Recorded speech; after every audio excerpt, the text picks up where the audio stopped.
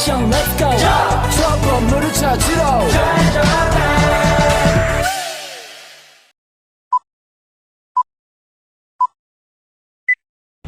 Saya Muhammad Ihsan Robbani.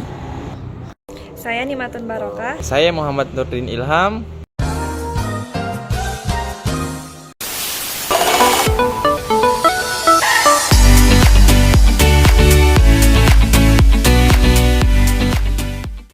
Baiklah, saya mewakili kelompok 5 presentasi dengan judul Survei Rujak sebagai Simbol Gaya Hidup Sehat.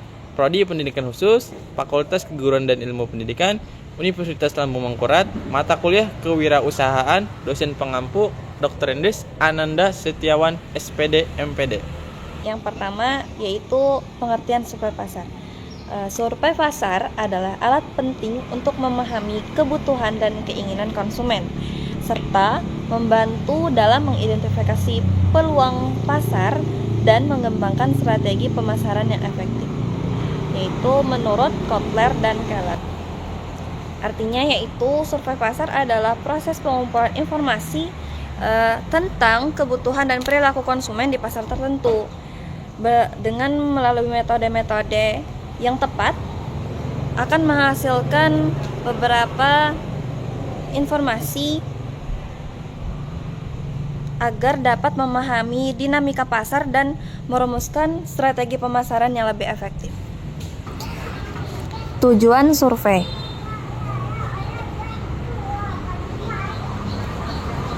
Yang pertama, memahami kebutuhan konsumen.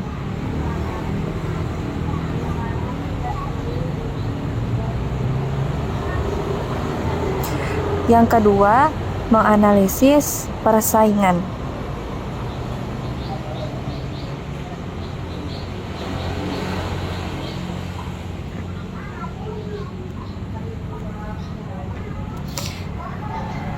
Yang ketiga, mengetahui tren pasar.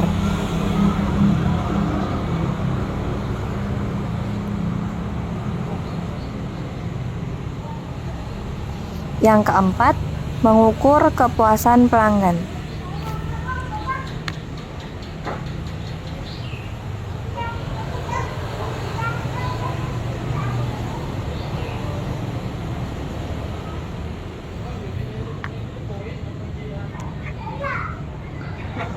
Yang kelima, yaitu membantu pengambilan keputusan. Selanjutnya, langkah-langkah survei. 1. Menentukan tujuan survei. 2. Menentukan objek survei. 3. Menyusun pertanyaan survei. Yang keempat, melakukan sesi wawancara. Yang kelima, membuat desain kuesioner atau alat pengumpulan data. Yang keenam, uji coba kuesioner. Yang ketujuh, mengumpulkan data. Yang kedelapan, analisis data. Yang kesembilan, interpretasi hasil. Yang kesepuluh, menyusun laporan hasil survei. Baik, saya akan menjelaskan mengapa memilih survei pasar tentang rujak. Poin pertama, popularitas rujak. Rujak adalah makanan tradisional yang sangat populer di kalangan masyarakat Indonesia. Dikenal karena kesegaran dan keanekaragaman bahan-bahannya, serta rasa yang unik dan mengugah selera, menjadikannya pilihan cemilan yang disukai di berbagai kalangan, baik sebagai hidangan sehari-hari maupun dalam acara-acara khusus. Poin kedua, tren makanan sehat. Dengan meningkatnya kesadaran akan pentingnya pola makan, konsumen cenderung memilih rujak yang dianggap sehat dibandingkan cemilan yang lainnya. Poin ketiga adalah ketersediaan bahan. Ketersediaan rujak di berbagai tempat, baik di pedagang kaki lima maupun restoran, memudahkan konsumen untuk mendapatkan produk tersebut kapan saja. Selanjutnya, metode survei pasar.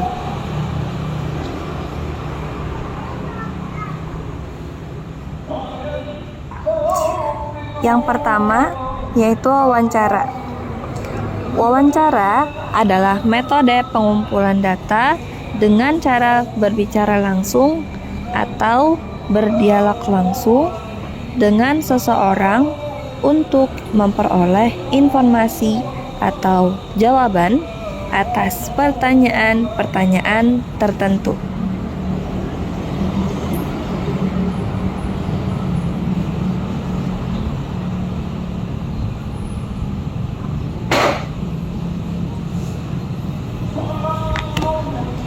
Yang kedua yaitu kuesioner.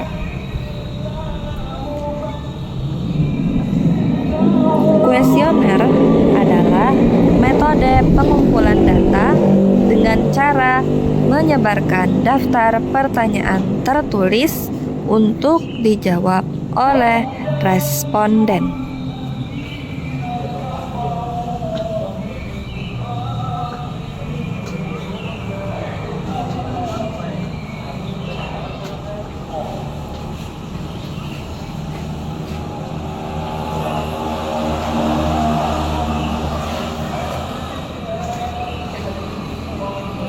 Yang ketiga,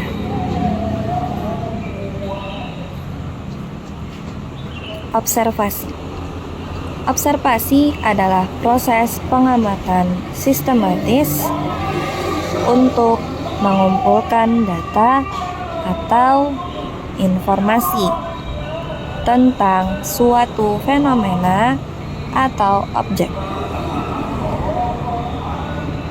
Tujuannya adalah memahami perilaku, karakteristik, atau pola suatu fenomena atau objek.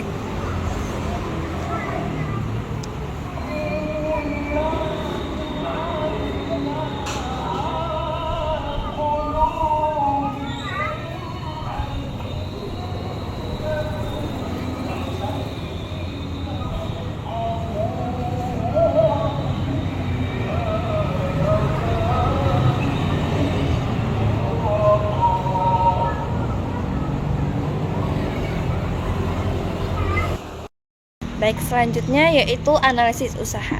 Mengapa demikian? Karena kita juga harus menganalisis bagaimana penjualan rujak. Nah, yang pertama yaitu kelebihan berjualan rujak. Kelebihannya apa? Yaitu bahan mudah didapat, karena seperti buah-buahan itu memang banyak yang dijual di pasaran. Selanjutnya yaitu permintaan stabil. Karena banyak orang suka rujak, jadi biasanya ada banyak pembeli terutama di cuaca yang panas. Di samping kelebihan juga ada kelemahan, yaitu persaingan yang ketat. Karena banyak juga penjual rujak di luar sana yang mungkin lebih memiliki variasi rujak mereka. Terus selanjutnya ketergantungan musim. Karena jika musim hujan, orang mungkin lebih sedikit membeli rujak karena cuaca yang dingin. Lalu juga ada peluang dalam penjualan rujak, yaitu inovasi produk. Kita bisa mencoba membuat rujak dengan variasi baru, seperti menambahkan bahan unik atau membuat rujak dengan rasa yang berbeda. Ekspansi pasar. Ekspansi pasar, kita bisa menjual rujak di tempat-tempat baru seperti acara atau festival. Juga bisa di tempat-tempat yang banyak orang, ramai orang, untuk menjangkau lebih banyak pelanggan. Selanjutnya yaitu ada istilahnya ancaman ya, yaitu perubahan selera konsumen. Kadang-kadang orang bisa berubah selera dan lebih suka makanan lain, sehingga penjualan rujak bisa menurun. Yang terakhir yaitu regulasi pemerintah.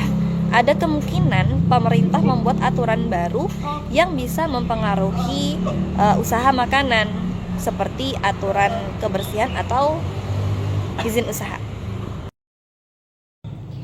Baik, kami sudah melakukan wawancara dan observasi terhadap penjual rujak yang ada di Banjarbaru, yaitu bernama Pak Juki. Beliau sudah berjualan selama 6 tahun dan beliau seorang perantauan dari Madura.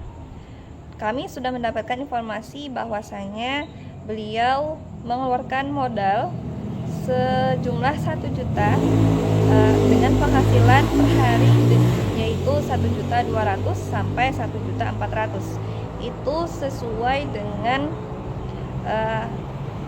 penjualan tergantung hari. Sekian presentasi dari kelompok kami. Terima kasih atas perhatiannya dan mohon maaf apabila ada kesalahan kata. Saya Muhammad Turdin Ilham. Saya Nimatun Barakah. Saya Ihsan. Kami bertiga pamit undur diri. Sekian dan terima kasih.